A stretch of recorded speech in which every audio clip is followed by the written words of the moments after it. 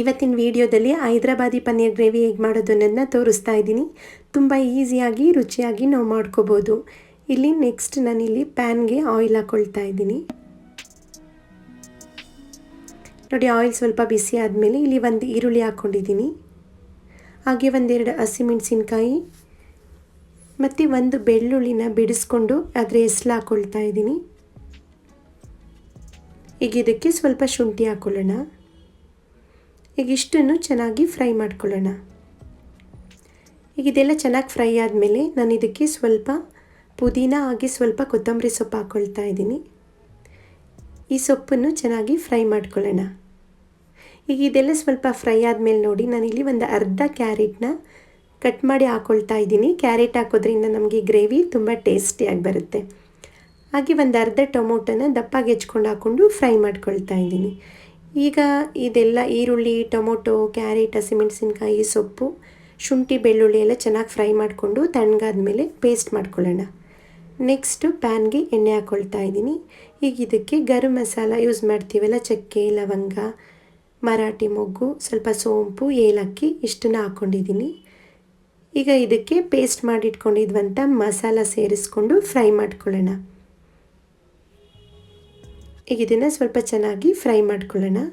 ಆ ಹಸಿ ಸ್ಮೆಲ್ ಹೋಗೋವರೆಗೂ ಫ್ರೈ ಮಾಡ್ಕೋಬೇಕು. ಈ ಫ್ರೈ ಆದಮೇಲೆ ಸ್ವಲ್ಪ ನೀರು ಸೇರಿಸ್ಕೊಳ್ತಾ ಇದ್ದೀನಿ.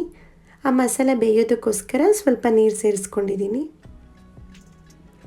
ಈಗ ಇದಕ್ಕೆ 1 ಸ್ಪೂನಷ್ಟು ಧನಿಯಾ ಪುಡಿ ಹಾಕ್ಕೊಳ್ತಾ ಇದ್ದೀನಿ. ಹಾಗೆ 1 ಸ್ಪೂನ್ ಖಾರದ ಪುಡಿ, ಒಂದು ಅರ್ಧ ಸ್ಪೂನ್ ಅರಿಶಿನ, ಒಂದು 1/4 ಸ್ಪೂನಷ್ಟು ಗರಂ ಮಸಾಲ, ಒಂದು 1/4 ಸ್ಪೂನ್ ಮೆಣಸಿನ ಪುಡಿ ಮತ್ತು ರುಚಿಗೆ ತಕ್ಕಷ್ಟು ಉಪ್ಪು ಸೇರಿಸ್ಕೊಂಡು ಎಲ್ಲ ಚೆನ್ನಾಗಿ ಮಿಕ್ಸ್ ಮಾಡ್ಕೊಳ್ಳೋಣ.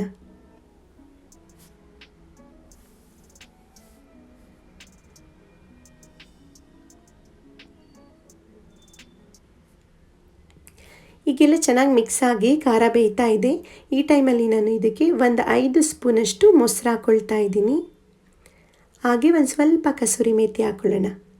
ಈಗೆಲ್ಲ ಚೆನ್ನಾಗಿ ಮಿಕ್ಸ್ ಮಾಡ್ಕೊಳ್ಳೋಣ.